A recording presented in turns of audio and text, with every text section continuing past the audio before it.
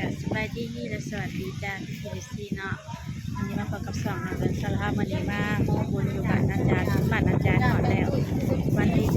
ที่เก้าเนาะวันนี้วันที่เก้าบุญบ้านอาจารย์วันนี้มาหอดบุญแล้ว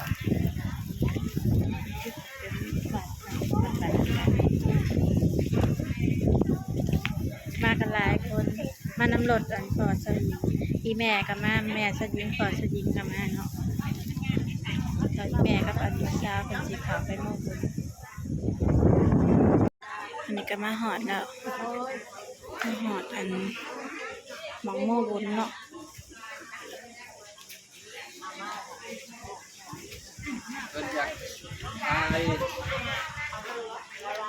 อันนี้ก็จะเป็นกองบุญเกิดมาบุญกลุ่มเขาบุญออกบุญกลุ่มเขาเขาแม่สลัดเป็นมาแต่เช้าเป็นมาพอกัน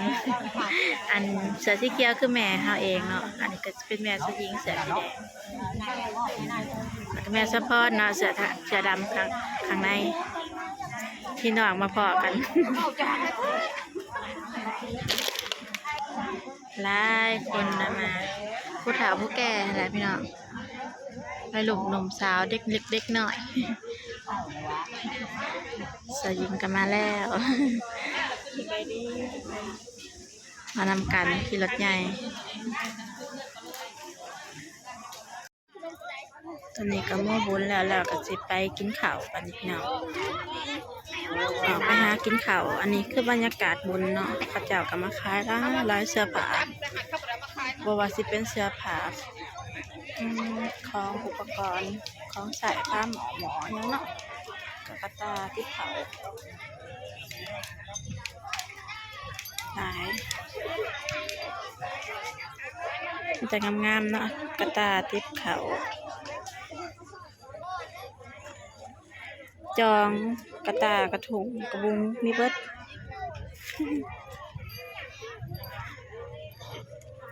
เสื้อผ้าคล้ายหลายเสื้อกันหนาว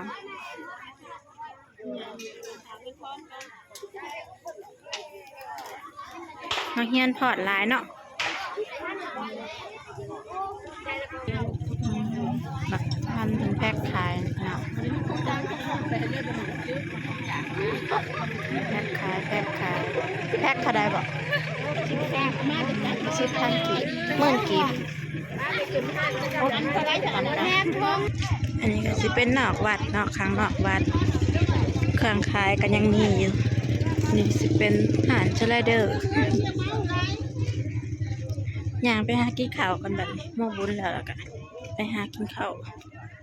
มองกินข้าวอยู่พี่ดูเงินเขาพี่กลางเต้นกลางเนี่ยเพราะว่ามาปั๊บเที่ยงเลยมากินข้าวเที่ยงพี่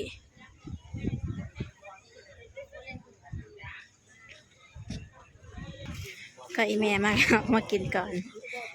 มาหอดกินข้าวปุ้นเนาะเจนได้กินขนมเด้อแม่ถ้าเซียนเหมือนกับมาได้ช็อกซ้ำเหมือนแล้วทุกคนเจนเลยยอมมาแล้วยอมพาเขามาแล้วอีแม่กินข้าวปุ้นมากินข้าวปุ้นก่อนกับเขากับว่าไม่ยังหลายหนอกบาทประเพณีบ้านเฮาเนาะลาบซีนต้มกระดูก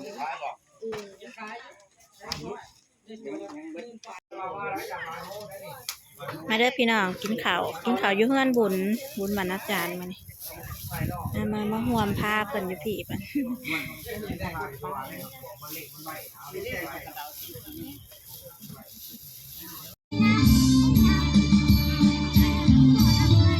กินข้าวแล้วมาเบิกข้าวเจ้าพอดเลยพี่น้องนักเรียนบรรณาจารย์เอง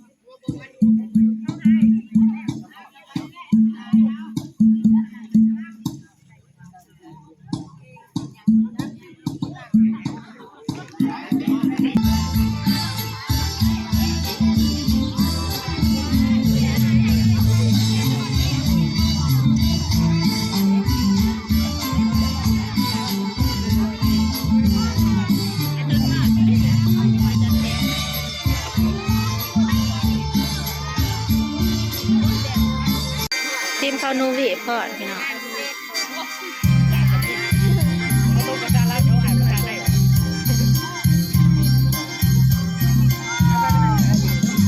มอสี่บ่ฮะ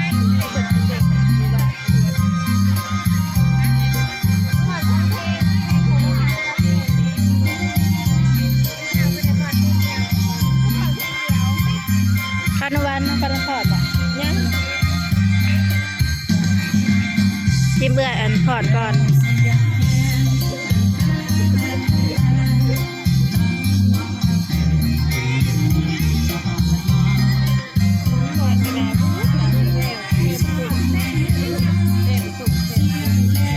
มีผู้ชายผู้หนึ่งบอก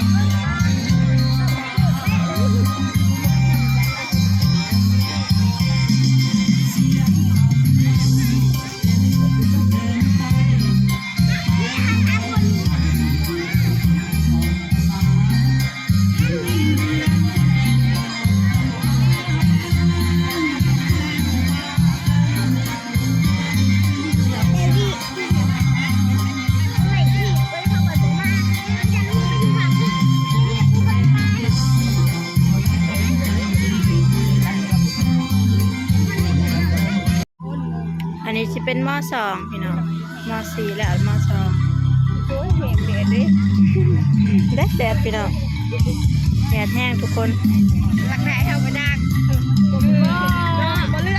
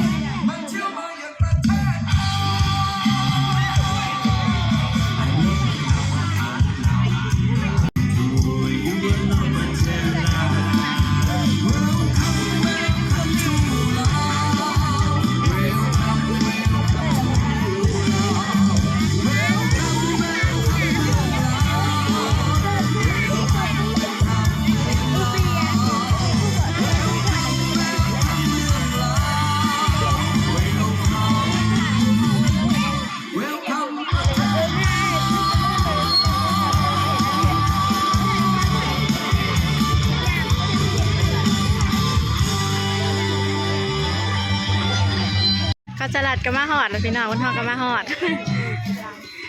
กาแฟ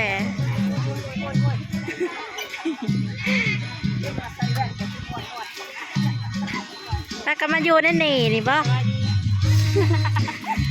แม่สลอยกับแม่สะพอนมาอยู่ที่นี้มาอยู่โฮม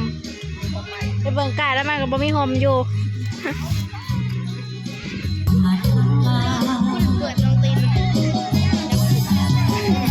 ที่สวรรค์กับแบบนูหวานนูน้อยเนาะพอดีทำมาพอดีจบตอนนั้นเกิดไปเสือนขนมพัดเพื่อมาแต่ซื้อขนมนะครับพอแล้วข้อสามเลยบัดนี้เพลงภูมิใจที่เป็นเล่าเด้ออาจารย์ดนตรีน้องๆเขาออกมายืนกันมีหม้อแค่นี้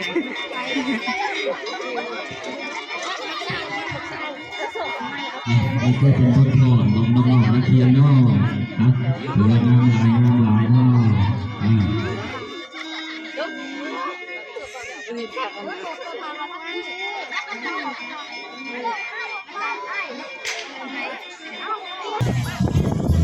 เอาเข้าไปให้แล้วก็เป้าอีกกว่าจัน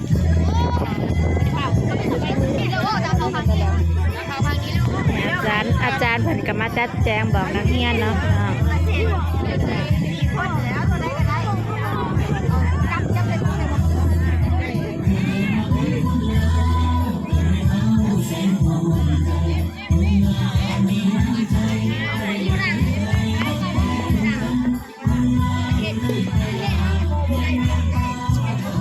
มีผ้าควันผ้าขาวพี่น้องค่ะทุกคนเบิ่งข้าวโพด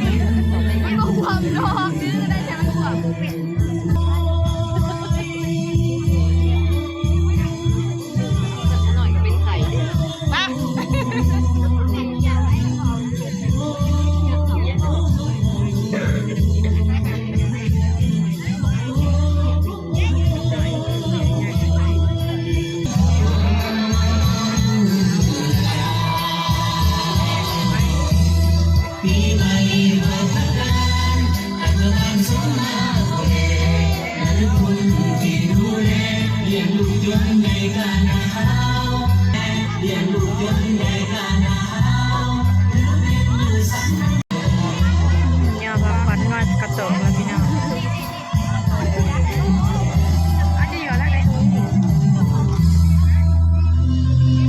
สีสวัสดีส่งเสียงคืนทองเสียงทองของใช้เสียงดังไปบอกลา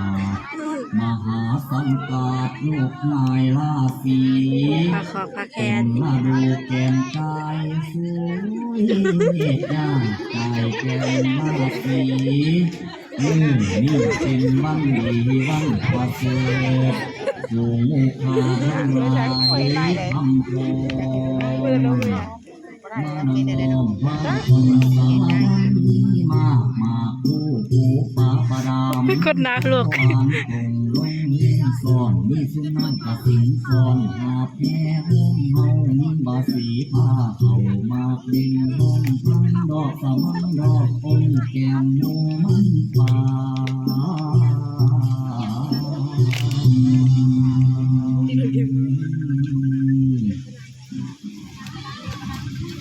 ยกแล้วเอาเสื้อแน่ลูกเว้ย เชื่อนะโอ้ยจะเป็นน้ำหลายเนาะ เอาศิลปะวัฒนธรรมลาวเนาะสืบต่อกันไปเรื่อยๆเลยโดยถึงอาจารย์วัฒนาเนาะ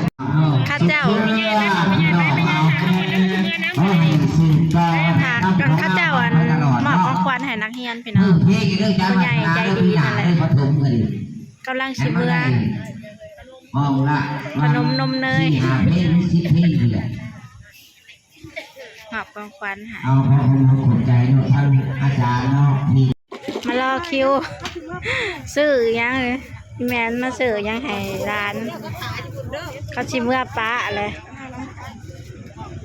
จักชื่อยังเกิดยังเคฟบ่หรือยังเกินบ่เป็นขนม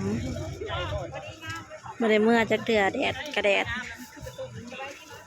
ได้ละบ่คิวนางเกิดนะ